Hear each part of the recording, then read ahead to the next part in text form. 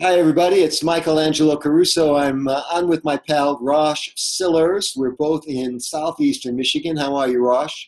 Wonderful. How are you doing, Michael? Doing great. It's good to be with you again. You are the man on YouTube. I have not seen so much productivity from a single guy on this channel in so long on this platform. And I just know you have so much to share. I appreciate you being on and sharing some video marketing tips with us today. Yeah. Hey, it's a favorite topic of mine, as you know. So I'm looking forward to sharing a lot of great information today.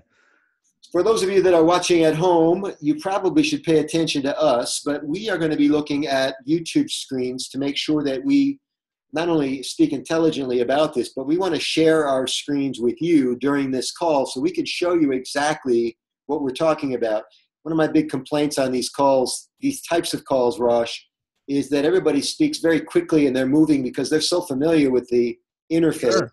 And I'm just learning it, which is why I'm on the tutorial. And then when they get done, I can't remember half of what they said because it doesn't connect in my brain. So we're going to go slow enough for people to connect, but fast enough not to bore anybody. Deal? Sounds good to me. Yeah. You're Okay. good at that, Michael. You're good at working through those things and making them understandable. So I I always, appreciate that. yeah. So the reason YouTube is now a thing, and I realize, a lot of kids are dropping out of school to become YouTubers. Yes. It's Okay? like one of the number one things kids want to do when they grow up. Forget I policemen know. and firemen. It's YouTuber. Well, they finally realized, man, I am never going to be 6'8". I'm never going to play basketball, but I could be a YouTuber. Yes. And so they're figuring out how to work the network. They're figuring out that views means influence. Influence could mean free stuff. I mean, that's the easy Yeah. point of entry, right? You could Sure. affiliate very quickly with a big following. Oh, sure. Absolutely. They'll send stuff right to your door.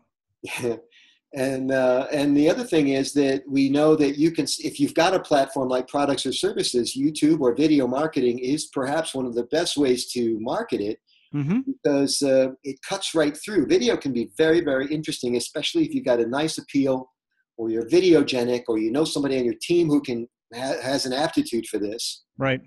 And so let's get to it, man. Let's talk. So let's open this conversation right away by saying this is not just you and me talking. We both study this. You study it a lot more than I do, YouTube in particular.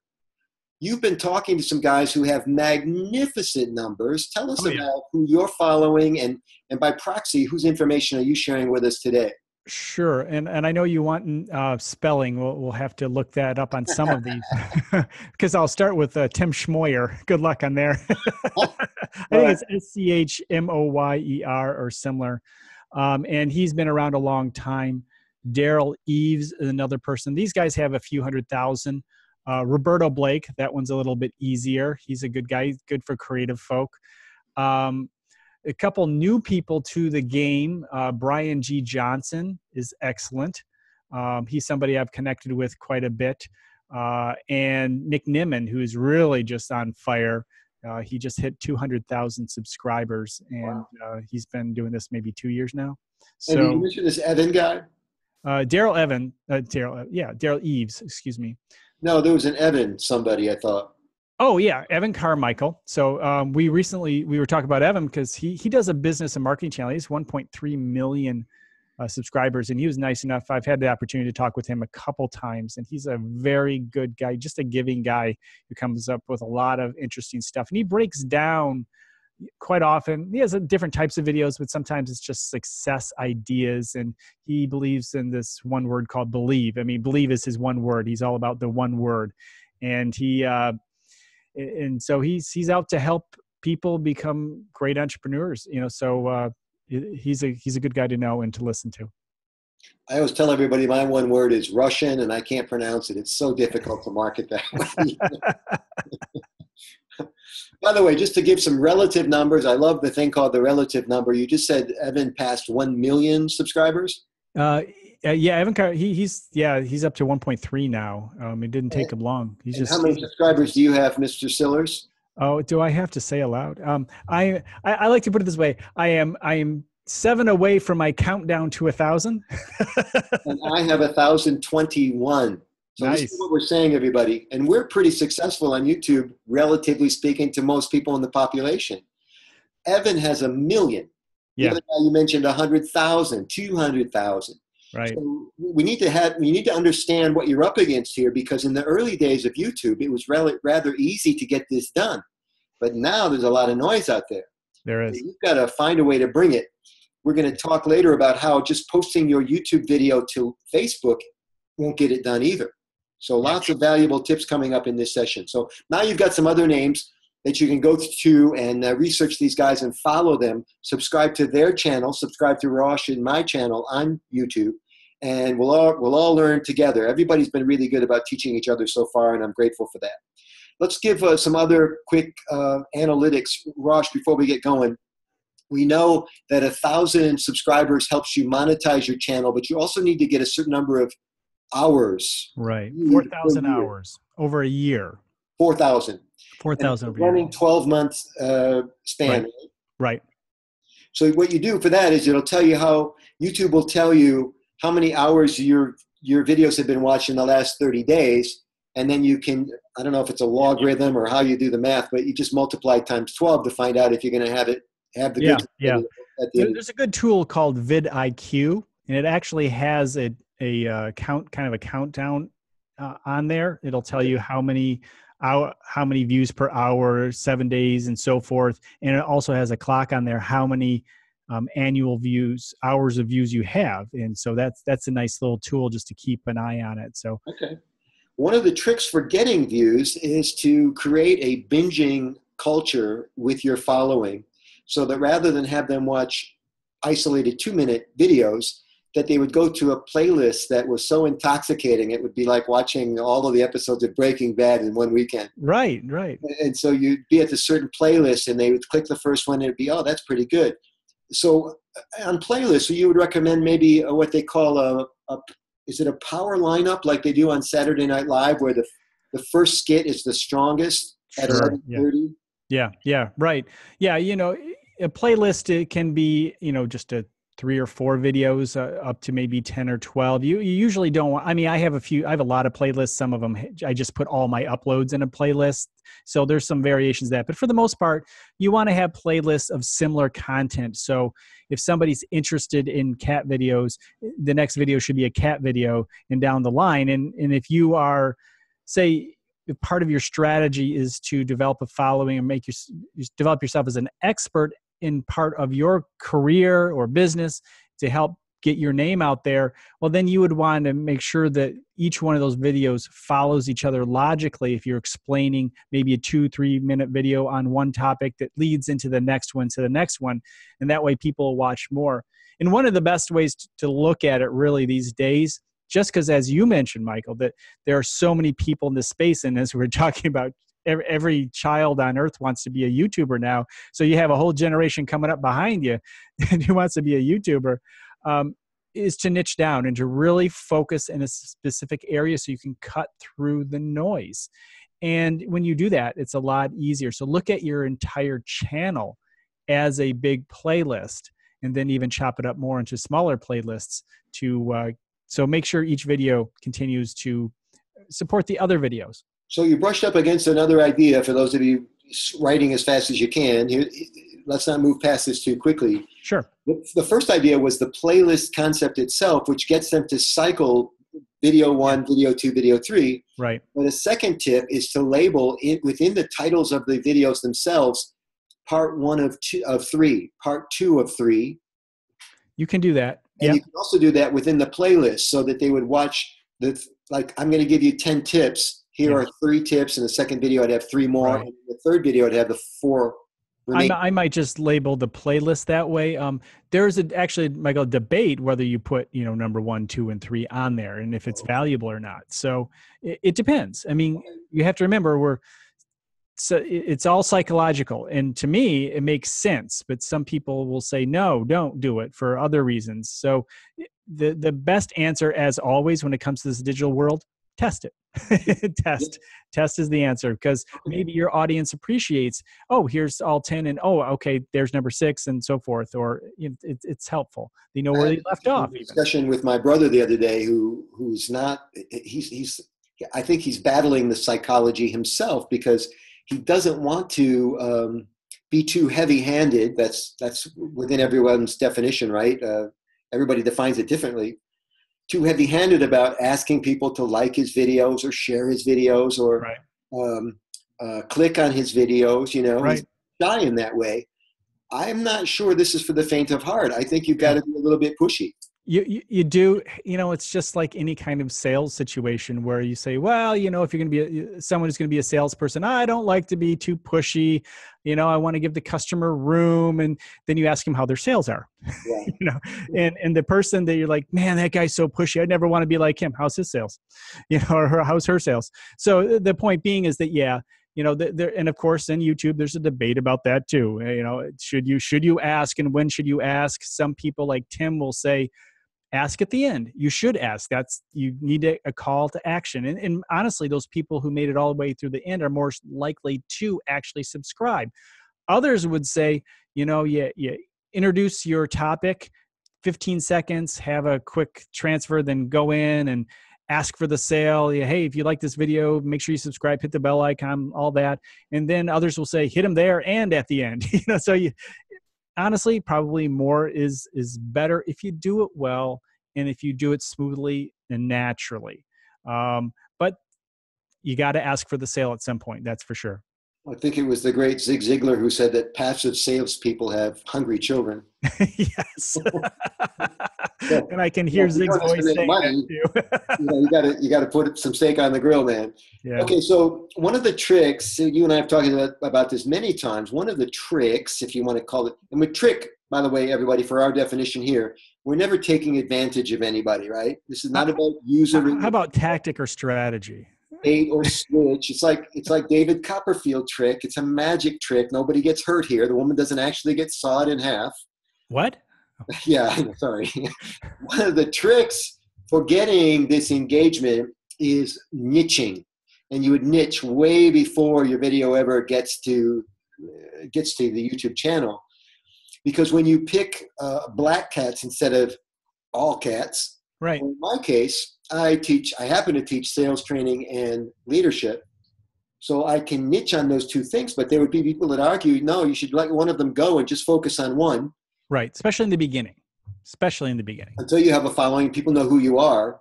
Right. But, you know, in my case, if I start to become known a bit as a success coach, then I can have a leadership channel or a leader channel, and I can have a selling channel. Yeah, absolutely. Okay. You can do both, and people do. But, you know, if leadership could be part of what you're doing under success, it could be a branch. You could say, in other words, have playlists on leadership, and maybe 4 out of 5 of your videos are on success, but, you know, 1 out of 5 is on leadership, and that playlist continues to grow. So people looking, you know, because honestly, it's hard enough to grow one channel, let alone 2 channels. And your channels will develop authority, and it'll be easier and easier over time.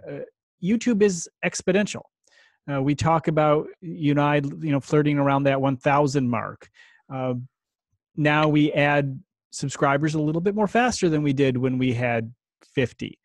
And when we have 5,000 and 10,000, it'll be even easier to add even more subscribers. They'll just keep like a snowball rolling. And the same thing goes for placing in search. Part of that whole process, when YouTube is deciding where to put you, when you say you have a topic on sales, maybe sales coaching, if you have a specific topic on sales, if you have more authority than somebody else, and that authority is developed on what they call watch time. So it's not necessarily subscribers alone, but subscribers help lead to that. So if you have a lot of watch time on your channel, you're more apt to be put up into the front of the line. Now, in the beginning, if your video doesn't hold, then you're going to slowly move your way back, and better videos will move forward. And we can talk about how that all works as we move forward in this conversation. So not to hammer the nail too many times, but what most people do is they err on the side of not being niche-y enough. Right. Yeah. So again, back to my situation, or people that do what I do, they're in leadership training, or they work with supervisors and managers, but they also do training for sales teams. Right. What you could do is just merge those two and just do a channel, for a YouTube channel for sales managers. Now Sure. that's niche, right? Right. Now you're not talking to average salespeople. You're talking about the people who manage salespeople. Right. And that's kind of what I've had to learn myself, quite honestly. For example, I've had many business topics on my channel, and I've formed. And I knew going into it that I really needed to niche down, and I didn't listen to my own advice, and I paid the price. Um, Eventually, I finally found a little more of a niche where I can still have a lot of latitude. Let me give you an example. I do have two channels.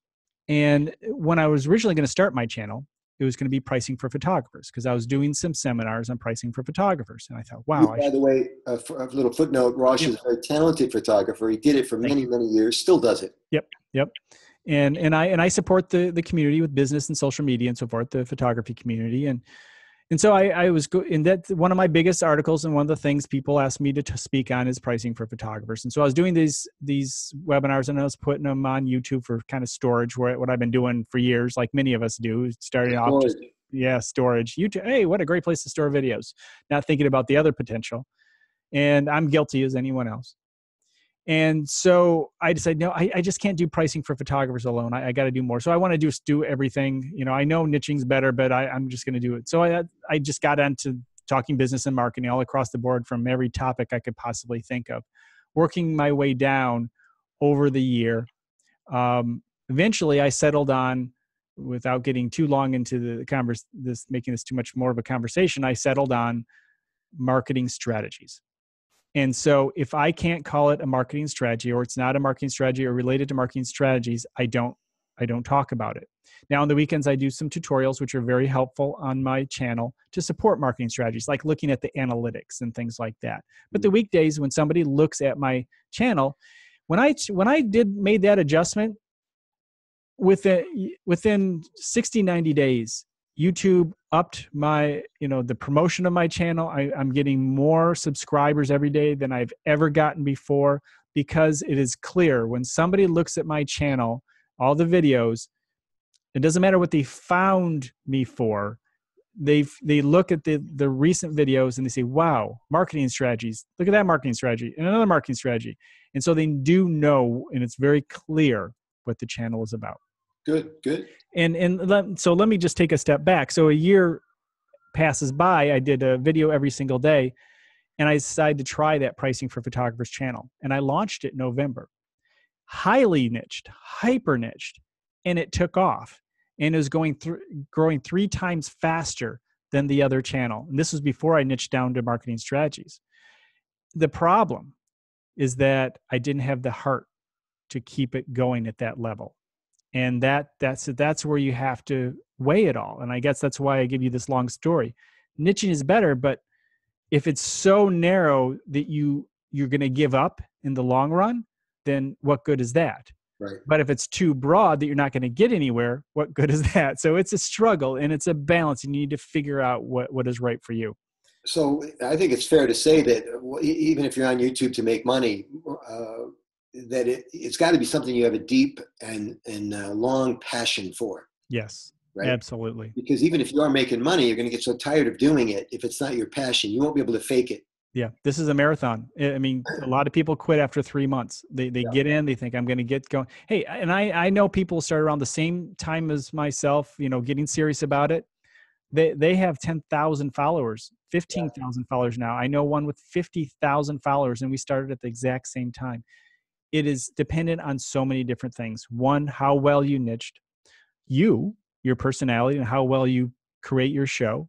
And of course, the topic. Obviously, business and marketing, there are a lot of people out there talking about this. Most of them have well under 1,000 subscribers and do not get much further. But well, then there are a few. That's why the 1,000 subscribers threshold came about. YouTube didn't want it to be something that was so easy. Yeah. I'm sorry, say that again. What? That's where the number 1,000 subscribers came about, because YouTube didn't want to make it too easy to monetize, because they actually give you their money. Yeah. Oh, yeah. I mean, and they feel that they know what your channel is about by that point. Once you've had that many hours of people watching your videos, they know what type of people are watching, what in where your videos place, in the YouTube ecosystem. And they figure if you've earned 1,000, you've gotten somewhere. And that's always been a good psychological level on YouTube, and YouTube does recognize that number. And 10,000 is another one. 50, 100, you get 100, you get a silver play button. You get a million. The silver play button is a big deal. A lot of us aim for that. That million. Not on a monochrome monitor. It's not. That's true. Hey, let's open up a YouTube screen. Yeah. And show people some cool stuff. I want to show off your great title cards because you're kind of famous for this, and I think it's been a big part of the appeal. We said earlier, everybody, that it's important to be appealing, and I don't know how Ross Michael, feels about this. can I do something and kind of show you? I have Photoshop out, and I can kind of show you what I've been doing and how I create them. And well, in the interest of time, let's just see the panorama that you have on your channel now. That's fair. Okay, that's you. You tell you what, we'll do another session another time and talk about the creative process. Yeah, that's fine. I totally understand. Okay, so here we are. These are my videos, and so look at this, everybody. You notice some themes here. First of all, the colors are absolutely garish. Rosh, you will never decorate my condo. Secondly, and I don't know if this is on purpose, but because a lot of people batch their videos, you're wearing the same shirt in a lot of them. That's on purpose, right? Yeah. I tend to use that red shirt for a lot. It's worked well. I've had other shirts that I just didn't think kind of popped and worked very well. So again, psychology, everybody, this is counterintuitive. When I do videos, I'm the opposite. Oh my gosh, they've seen this shirt before. So you have to think like a marketer and not like a real person. Which is a bizarre thing. Because a real person wouldn't use these colors. Right. Example number 2. And let me be honest on in terms of color and so forth. The key here is to use colors that pop out. Yeah. And so in other words, I want to look and see what the other people are doing for that search term, and then do colors that are much different. And generally, you want to stay away from a white background, black background, stay away from red, stay away from the YouTube colors, and do some things that are above and beyond. And it's taken me a long time to figure out what works. And some of what you see here, especially these newer ones, I wasn't doing them like this.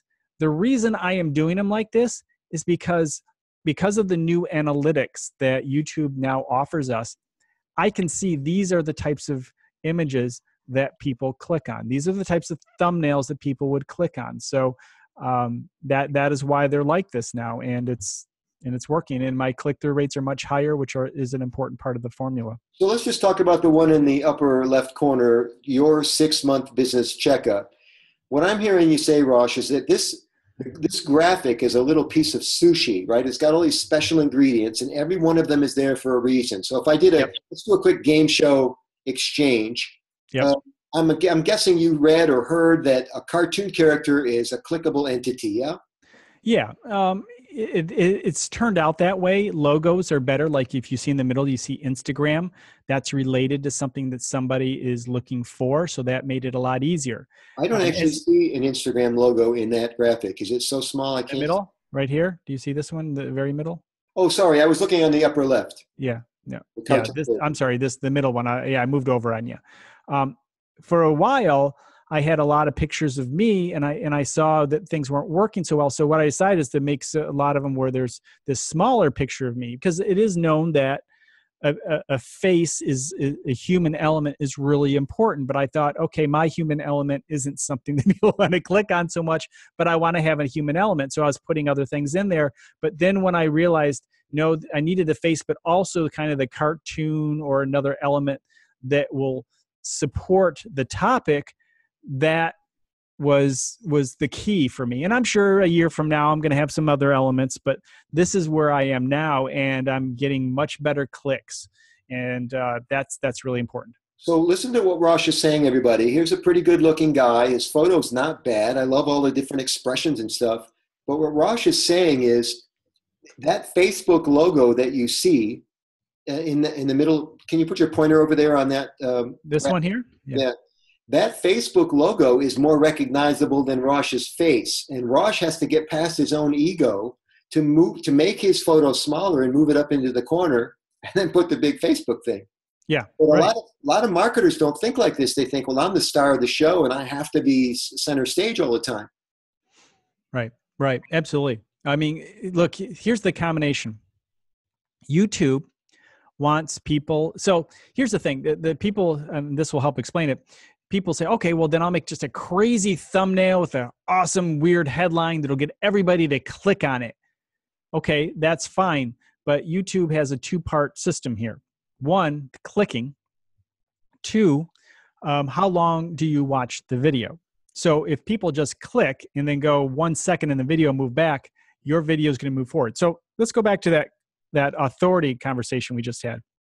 So let's say we just have a rush moment and we just, do a 1 minute video that's absolutely horrible and we throw up this awful thumbnail, but we have authority. So YouTube throws it up pretty high in the beginning because traditionally we've done really well, but no one's clicking it. No one's clicking it. And the people who do click it go right back. Eventually that video is going to start moving back. Now, for those of us who don't have a huge amount of authority, it's the opposite. We start at number 50. And so over time, YouTube tests our videos, and that's why sometimes our videos don't pop for 2 months, 3 months, 6 months, or a year.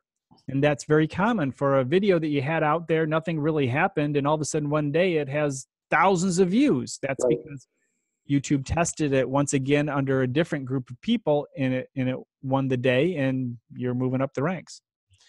A few questions. I'm noticing some numbers under each of these thumbnails. Remember, everybody, each thumbnail represents a video. The view numbers are small because the videos were just posted recently, but there's the number of views, the time frame when the video was posted. Yep. So the top row, 3 hours ago, one day ago, 2 days ago. Yep. And then there's a 100%. That is likes versus dislikes.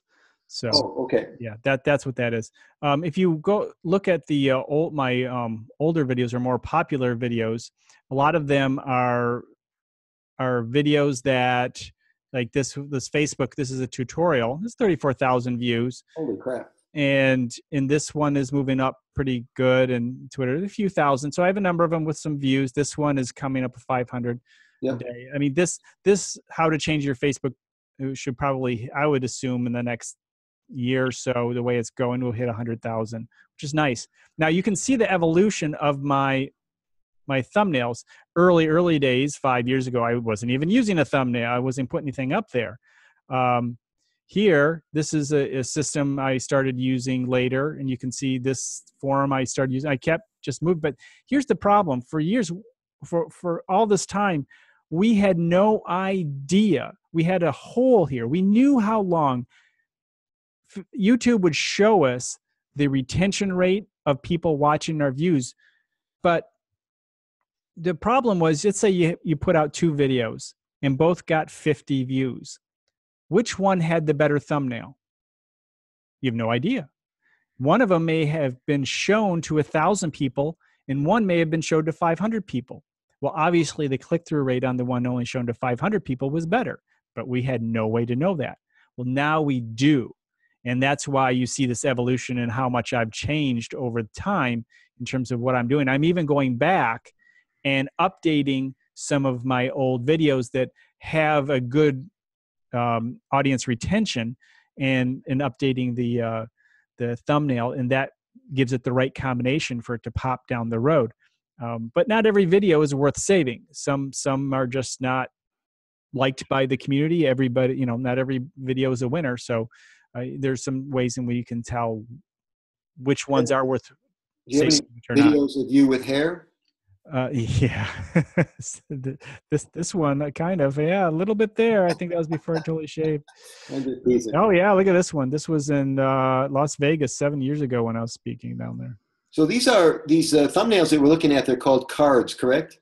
No, these are called thumbnails. Cards are a different element. Cards are the little dot you would see up here. Let's say it would be something like this while the video's going, and it would give you a title, and it's a link to something else, maybe another related video or something And it's good to put cards in your video. Even the suggestion is from the very first second, have a card, something for people to click on. If they lose interest, at least they would stay within your ecosystem is the So the idea. card could be a website?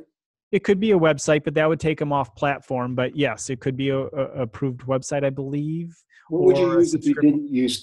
We understand that YouTube does not want you to take people off of the platform. Right. What could you put as a title? To a card? Or, sorry, as a card Yeah. that would not take them off the platform. To another video. So, for example, you can, how we talked about taking them from one video to another. Maybe you have a series of playlists. So maybe you have a series of 7 videos in a playlist. You could have, say, 3 or 4 cards going on in that video that would take them to other related videos in that playlist. So that would continue the watch session, which would be positive for your channel. Excellent. Can you open up a video and we'll talk quickly about the 3 places to put tags? Yeah. To optimize. This is called optimizing the video. So many people still to this day putting YouTube's videos up or videos up on YouTube and not optimizing the videos for people to see. It really does stunt your growth in terms of views and that sort of thing. Yeah. So this is one I launched over the weekend. Now, see, there are a few ways to look at this. Say, wow, there are not a lot of views in the beginning.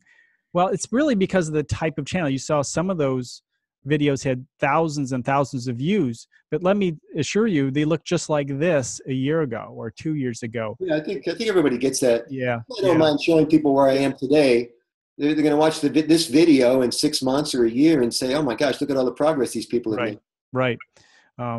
So what you do, obviously, you have a choice of thumbnails, and you can put your card right here. Just pull it up, and then it's good to put especially early in the game. It's important to use your keywords. I mean, it always is, but there's eventually a point at which you have such authority. You can put "Hello, my name is Joe," and it's going to rank somewhere, and people are going to watch it. But in the beginning, there are 2 ways to be found, and that's YouTube promoting you and YouTube search being the second largest search engine. And so Instagram Insights is what I'm going for here.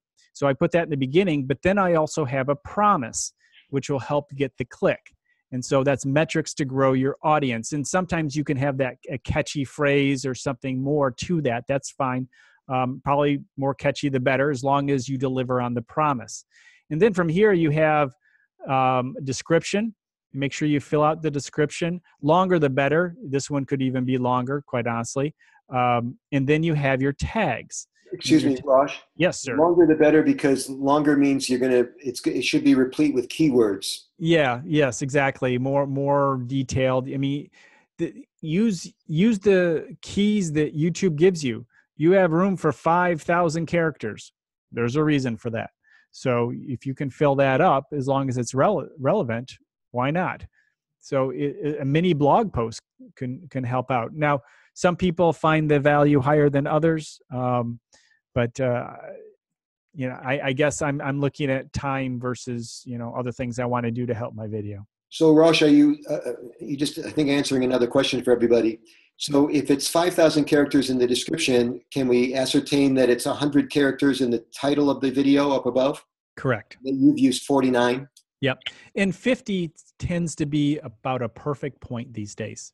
See, it's just one of those numbers. Around 50 is a good spot to be, because you also don't want to dilute the keywords in your title, because your title is probably the most important thing out of the 3. I mean, topic is number 1, but as far as SEO goes, plus, a lot of people are mobile now, and a longer title gets truncated. Sure. If you reverse that title and it said metrics to grow your audience, Instagram Insights wouldn't even show up on the cell phone. Right. So Instagram Insights, that's good in terms of the SEO. So the thing is, you want to do good SEO in the beginning, but down the road, it's going to be YouTube's algorithm that rules the day, meaning it's not going to look at so much. Over time, your SEO tags and titles mean less and less, and YouTube will focus more and more on what humans are actually doing. And so that's really important. So if you can change stuff, you can update your description down the road. You can update your your thumbnails and tags. Unless you're going for a major overhaul, don't ever touch your title. Once it's there, leave it.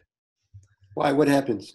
It's going to change the whole paradigm of your whole video and how it's almost resetting it. So I guess if your video is not doing anything, if it's what we refer to as a dead video, okay, fine. But if you have a video that's doing well and is getting good clicks on a regular basis, and you're just going through and updating stuff to improve the health of your channel, don't touch it if it's doing well. But it won't change the views because I've changed titles before. No, it won't change your views, but it'll take you back to zero. In terms of, I mean, it doesn't mean you can't bring it back again. Maybe if your title is good, but okay, get it right the first time. Is Billy Joe? Yeah. I mean, changing the title is the biggest risk to sinking the progress of that video. Okay, let's get back to keywords. Yes, sir. Instagram Insights. We've identified as 2 keywords that are really important to this video. So you put them first thing in the title of the video. Yep. And then they're the first 2 words in the description of the video. And the third place, I assume they're down in the tags, Instagram Insights. There it is. Yep. 1, 2, and 3. What is that number 42.4 in the tag section? Well, this is using a tool called TubeBuddy. And I believe right now, if I searched Instagram Insights, I would be number 17, and which is pretty good. It's been going up. These numbers weren't even here. Insights Analytics, I was in the 20s before, or not even listed. So this is good news to me. That means I'm slowly moving up. In other words, people are clicking, people are starting to watch it, and it's snowballing. And so that's a good deal. This is TubeBuddy telling me where I rank based on where I am, based on what it looks like from my account. It could be a little bit different from somebody else's, because you have to remember that YouTube also ranks things based on your interests and your watch history. So it's not the same for everyone, but it does give me an idea. Okay, so for people watching, TubeBuddy is a free tool or a paid app? It's both. But you can get the free tool that would show you these basic things here. But yeah, the things that we're seeing here, are you paying for these? Some of it, but what we're talking about now, no. Okay, very good. On the right side of the page, it said something about 11 of 12 best practices. Is that also a tool? Yeah, TubeBuddy here, best practices, also VidIQ. So there are I have 2 tools running right here. And that allows you to, it's like a little template, and it's color between the lines kind of a thing for success, right? Right. And I don't pay for vidIQ, but there are a lot of nice tools within vidIQ. I do have, there are multiple levels of TubeBuddy, and often they'll have a special where you can get like the pro version for $39 a year or flat or something like that. And I've done that. There's another very interesting tool called Morning Fame. It's in Morning Fame. It'll show you. It's a young guy out of Seattle, and a lot of us have really embraced him. He's been developing this over the last year, and it really helps you pick out your titles and your tags, and helps you with your description, especially with the keyword. There's 2 parts to it. There's regular Morning Fame, which is well, I'm not going to get any more deeper. Anyway, the point being is the keyword tool that's also available with it that he just released out of beta. I was a beta tester for it for about 6 months. Is just tremendous. And it really helps you and guides you and says, look, it'll even help you find titles in your niche. It'll give you grades. It'll say, okay, the chances of you ranking for this topic based on your authority and where you are is very low. But here's some options. And you can try this and that. So this is Morning Fame, FAME. Yeah. Okay. Rosh, would you go back to your homepage on YouTube so that we can show everybody some more features? Certainly. Let's see. Do we want to go to the homepage, or do we want to go to analytics? Let's do home for now. Okay. Please. No problem. Let's see here. And there are some tabs in the homepage. So the first one is videos, and that's where we were just now, where you could, let's block this out for them. There's a featured video. It's called a trailer, I think. Yep. Which is the one we're looking at in the lower left of the screen. Yes. How do you decide which video should be your trailer? In this case, I picked one that had high retention rate and people like to watch. And it also explained the channel. So this is 4 marketing strategies to help you flourish in 2018. Marketing strategies were the keywords. 4 obviously being a big number. To help you flourish in 2018 was the promise. So that's what I did. It went really well. I had a really high retention rate, meaning people really watched it. And so I put it in there. If you're watching at home, you can guess why. He says there are 4 strategies. So if you're clicking to get 4 strategies, right. There's a thing in psychology everybody called the Zeigarnik effect. And it was named after a woman who discovered that people do not like to leave stuff unfinished. So when you tell them there's 4 strategies, they're going to hang in there for that video. This is what Rosh is trying to tell you, that thinking about doing this in the original title, not changing the title later, in the original title is what's going to get you that view time that's going to put you into that coveted space of 4,000 minutes, right? Yep. 4,000 hours. 4,000 hours, of course, hours during a 12-month period. Right.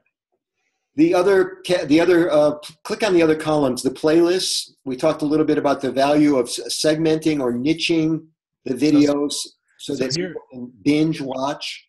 Yep. I try to add a new playlist every month. Okay, so stop slow for a second so people can take this in. So on the first complete row, what you're seeing here is that, there you are, Best of Rosh Sillars. Let's start there. There are 8 videos. Help me with your mouse, Rosh, so people can pick this up. Right here. Yeah, it's going to change, I guess, when you mouse over. Yeah. There are 8 videos in this playlist, 4 in the one titled Quick Marketing Plan, 3, etc. And I was shy on playlists initially. I didn't even have them. And then I started to realize, oh my gosh, I got a ton of videos here. How can I get organized? I wasn't even thinking about getting more viewing time. But it turns out this helps people understand you. And anything you can do to help people understand you is good news. Absolutely. Let's do some more of these tabs. Channels, please. So channels, these are subscriptions, friends of channel. Oh, there's a friends of a channel, which I now I put on my front page too. So these are kind of featured people and people that I follow, my subscriptions. Discussion, general discussion going on. I didn't even know about that. Then a lot of action on the discussion. Pardon? You get a lot of discussion, a lot of comments. Yeah, comment wise, I don't have a lot of comments on mine, which is important. That is also a signal. So it's good. You know, when I do have comments, I always make sure I respond. I think it's really important. Because, for sure. It's like not answering a ringing telephone. Right. Yeah. Good point. By the way, people don't do anymore. Yeah. I don't have a discussion tab. I wonder why. I wonder. Well, they are getting rid of something, and I don't want to dive too deep into this just because my knowledge is very low on what's happening right now. I've heard there. Because I heard they're getting rid of messages or a section, as you see, but they just added this tab, which is messages. So it's more of a social. So what I understood is they're getting rid of this, and now there it is on the top portion. So I'm not sure. This is why we do these calls. Things are changing all the time. We're all learning from each other. Yeah. Let's finish up with the About tab, which is the equivalent of an About page on a website. Yep. Again, you want to load it up with a bio and keywords about what's going on with you. You'll see Rosh, his total number of views, how long he's been on since 2007. I don't know how many people actually visit About pages, but the algorithm could answer to it, correct? Yeah, and also there are some other things. You can put keywords in for your entire page too, which is something to consider. This is also, people do look at the About page to figure out what you're about. So you want to make it very clear, that headline strategy, marketing strategy channel by Rosh Sillars. Okay. If somebody only gets that far, I'm okay. And then there's more information down here. So make sure you don't bury the lead here. Make sure people understand what it's about when they hit that About page. Believe it or not, people do come here. They go to your video page and they go to your About page to learn more about you before they hit that subscribe button. So they're important to make sure that it's attractive to people. All right, let's do one more thing before we leave the screen share and close with some tips about using videos on other platforms. would Sure. you please open up my YouTube channel? Yes, sir. I'm going to be your guinea pig for a minute. And we're going to do the similar tour. You can do it much quicker if you want.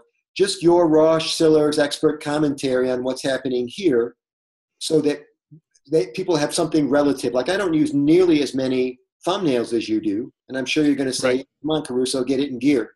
But just your overall impression about what you're seeing here, because this is the kind of thing you do for clients, right? You're available to help people grow their businesses. So give them a flavor about how you work. Sure. Well, immediately I'm going to look at obviously your header. I want to make sure I understand what you're about. Everything is a presentation. It gives me a good clue. I see you on stage. I have a relatively good understanding, but I'm also biased too because I know who you are. But some things you could certainly add are when you upload, how often you upload. That's certainly something to consider. Make sure, again, your about section is, we'll go back to the videos in a moment. Your about presentation skills are key to your success.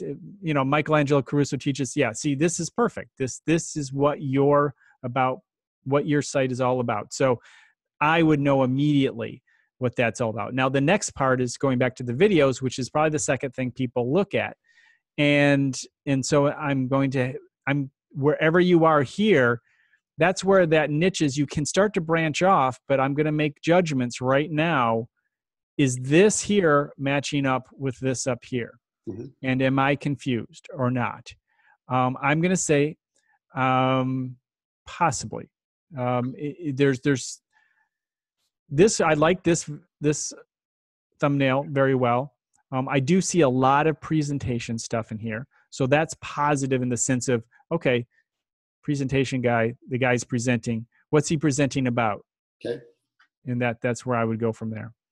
But the thumbnails would add more certainty and tie it all together. Exactly. Make it more clickable and so forth. I'm desperate to show the analytics on this to give people a sense of this. So, because this is really important to help you understand the value of these thumbnails and so forth. So, here are the new analytics, or the new studio. And what we have here are our analytics. And YouTube now shows you, here's the watch time. The very first thing in this list is watch time. That means it's very important to YouTube. And then views. Subscribers there's an element, but that's really not important. Subscribers are important in the sense that when you have subscribers these are people who care about you, they're going to go right to your video, especially if they hit the bell icon. That drives views, which drives velocity of your channel growth. Or view growth. So the point being is having subscribers is like having your own team to help you get your video out there. And the more they come and watch, the more YouTube's going to show off your video. Yes. Now, what is really nice, this is the part that was missing. Okay, this is how many impressions I've been given over the month from YouTube. I never knew that before. They've shown my video 52,000 times over the last month. No clue. Is that number different than the views per month? Yeah, these are just impressions. This is how many times my video has been shown either on other locations or like in the end cards on the side that you've talked about. All the places that your videos can be shown. Rosh, scroll up. What is the other relative number? How many views? Or I guess it was on the other screen. How many views did you have in this period? Let's see. 13. No, that's 17.1, which is down a little bit. But I had a couple pop last month. So 7.1, right? 7,000? Excuse me, 7,100 views. So I'm having trouble understanding the difference between 7,100 views and 56,000 impressions or whatever it was. 52,000. Okay. So this may be based on different numbers, 28 or 30 days. Yeah. So let's give YouTube is not going to have exact numbers, but this number, let's agree that this number is very close. 6.9 is very similar to 7.1. Yes. Okay. This out of these 52,000 times YouTube showed, or actually a third of that was from YouTube, and the other was maybe from search or other locations. Okay, we're just going Oh, like it could be the right side of the screen. yes, Recommended exactly. videos. Or at the end of a video, and then you see those 5 or 6 other videos you have options Okay. for, or Oh, embedded on another video. thank How you. many times it's been seen? Well, out of these 52,000 times, YouTube promoted my stuff a third of that time. And so would it be maybe about 18,000 times YouTube put it in those gave me an opportunity to earn a view. My click-through rate is 6%, which is very good. YouTube says that, and if you would like more information, just click here. YouTube has some really nice information with these cards, and it will tell you exactly what these things are. So click on those question marks, and you will get more information. And so out of those 52,000 times, they were viewed about 7,000 times with a 6% click-through rate. YouTube says that 2% is the number. 50% of videos have less than 2% click-through rate. So if you want to be in the top 50%, now obviously it depends on the niche and all so forth, but as an overall ecosystem, you want to be for sure over 2%. So if I see a video that is under 1% click-through rate, then that for me down the road might be a candidate where I will change the card. The dead video. Not change the card. I fall on that trap. Change the thumbnail. So I would change. Would you change the title in that instance as well? No, I would change the title 6 months down the road if it's completely dead. Okay. So to quickly look at a video, let's just look at this real quick. So let's grab a video. I think I know which one I want to grab. That's why I'm going down. So here's a video. This is an example of a video in which early on in the game, it wasn't doing so well. It had a different card in it. Right now, it's a 2% click-through rate for the last 30 days. Let's see what the last 7 days are. No, this may not be. Okay, see, it's 1 point. My first cover, it was less than 1% click-through rate. But I noticed that, well, there's 50% of the videos, and I have some with 60, 70% average duration. So if I see there's a good average duration, but it's a low click-through rate, I might try to update the thumbnail, which will then quite often increase the click-through rate tremendously. Okay. So, and this I guess this is an okay example. But the point being is that that's what you can use and understand now. We had no clue before. And so now we have another tool in our toolbox, because remember that click-through rate is so important, because you could have a great video and the people who watch it really watch it. They like it. All the metrics are there. But if nobody's clicking on it, YouTube is not going to push you up the ranks, because it's not going to help YouTube. So just to be clear, a click-through rate in an email is when you had a call to action and somebody actually clicked on the offer.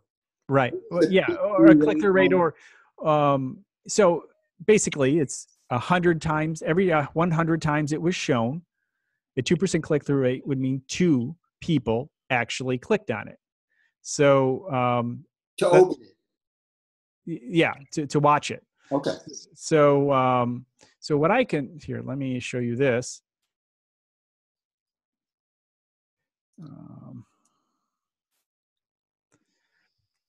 Let me show you what some of my larger ones are doing, and what the click-through rates are there that are getting. So here's one on BNI. I actually rank very well for this one. If you type, this is a 6.8% click-through rate.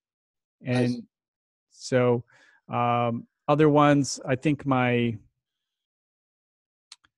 let's see, where's the Facebook one? Anyway, that one has a really high one, so I thought I'd show that. And this shows you, 12% click-through rate. So this shows why this one is being shown. The combination of just to the aesthetics of the thumbnail and the title? Yeah, topic and thumbnail. Yeah, in this situation, this is an old thumbnail I did 2 years ago. So maybe if I updated the thumbnail, I could even improve it. But the thing show us the thumbnail once more so people can tie this together in their own mind. Sure. So This is the thumbnail.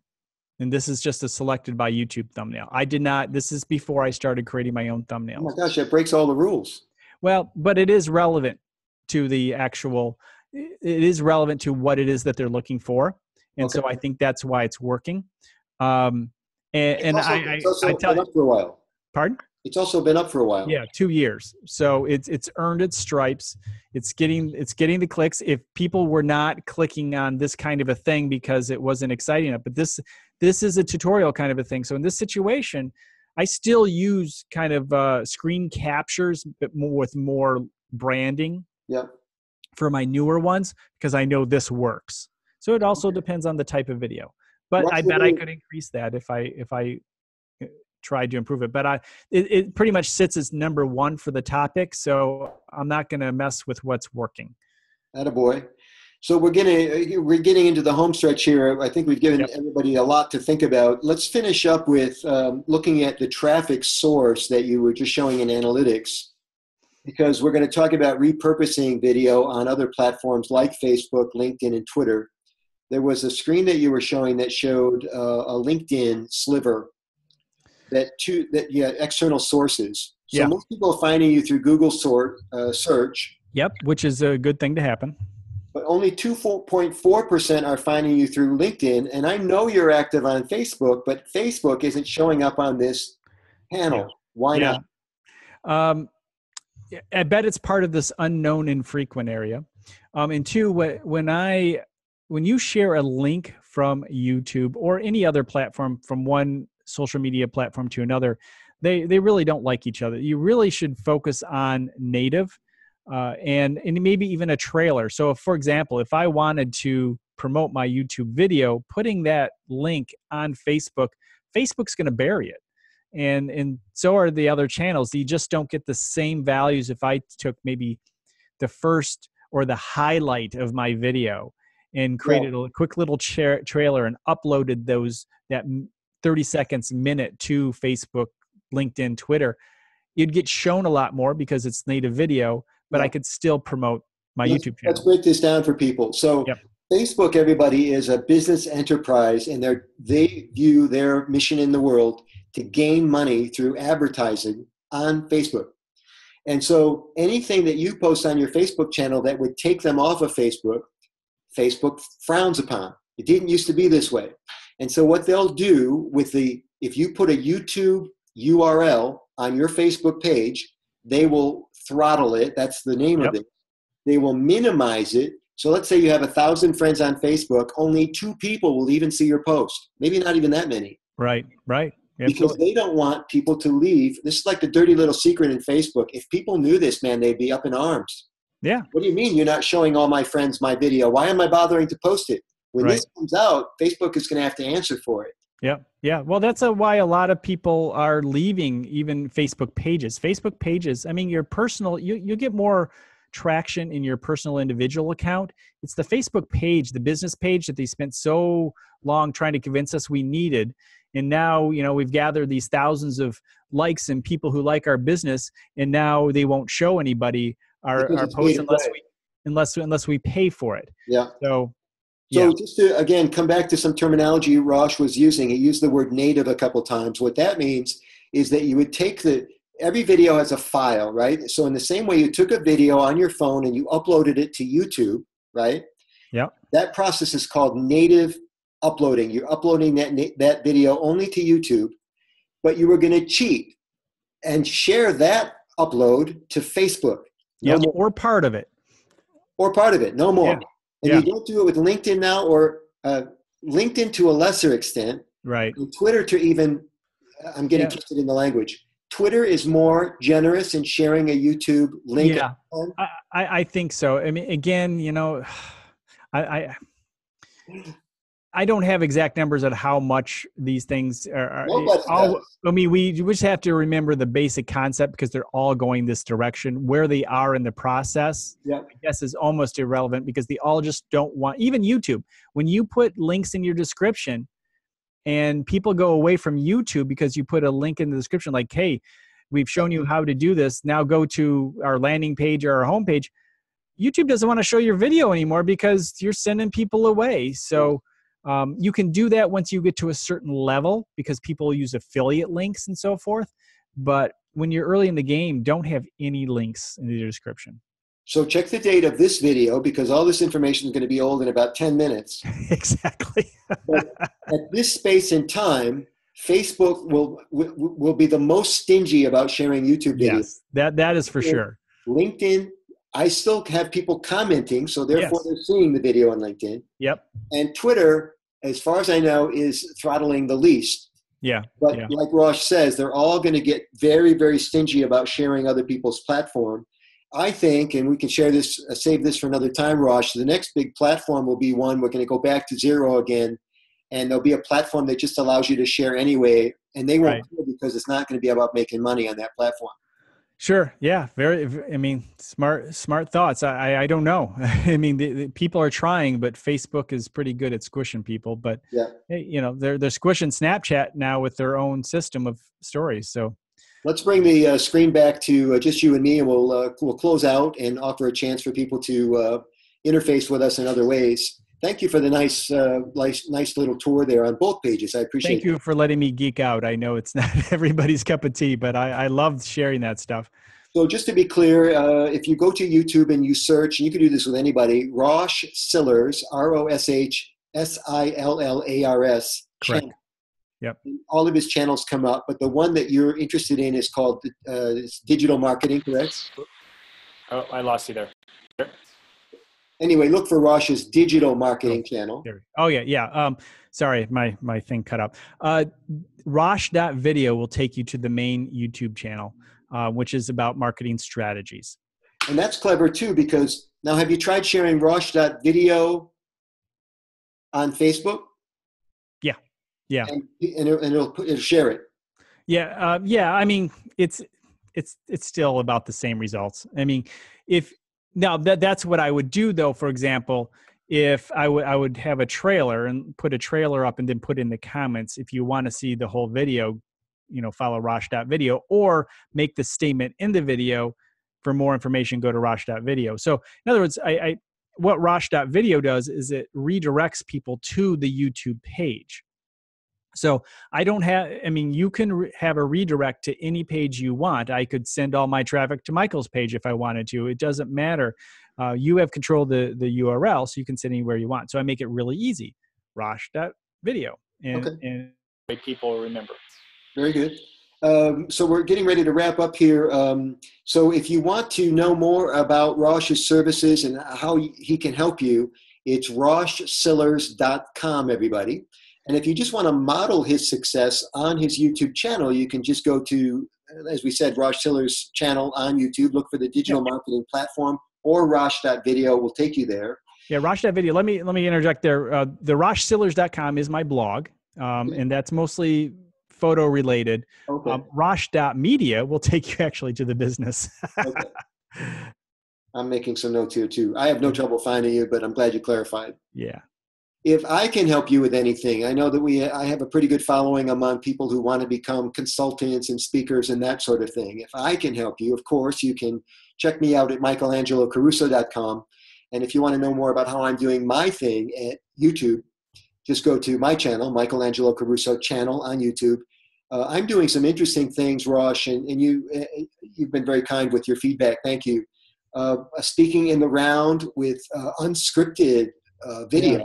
Those have been a lot of fun, Michael. I've enjoyed those. Thank you. It's compelling because most speakers, they're at a podium or they're doing preordained talking points, and I'm getting the audience to play for me. You talk about engagement. That's engagement with a capital E.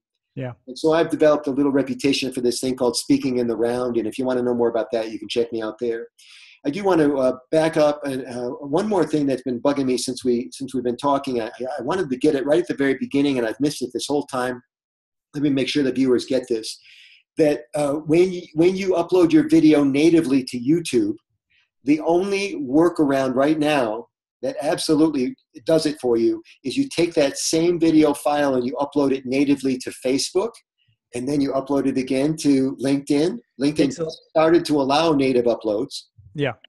And I don't think you can do that on Twitter now unless I don't even know if Twitter has a live video, does it? Yeah. Twitter live video is called Periscope. Twitter bought Periscope, so that's live Twitter. Yeah, you have 140 seconds of video. As you know, they doubled the word count, the character count to 240, but the video, as of my last check, was still 140. Are they planning to update it? I don't know. So Periscope only allows a 140-second video? No, that's native to Twitter. So if you upload a video native to Twitter, it's 140 seconds. But no, Periscope is as long as you're on. Now you see why we do these videos. All these things are changing all the time. The Instagram stories was you can go as long as you want, but it's only 60 seconds on a native video to Instagram. This is changing all the time, everybody. We got to keep talking to each other and helping each other. And Rosh, I'm so proud and proud of your success and glad that we're video partners and YouTube learning buddies. Thank you so much for all your great tips. Hey, it's my pleasure. Thanks for having me on, Michael. My pleasure. We'll see you again soon.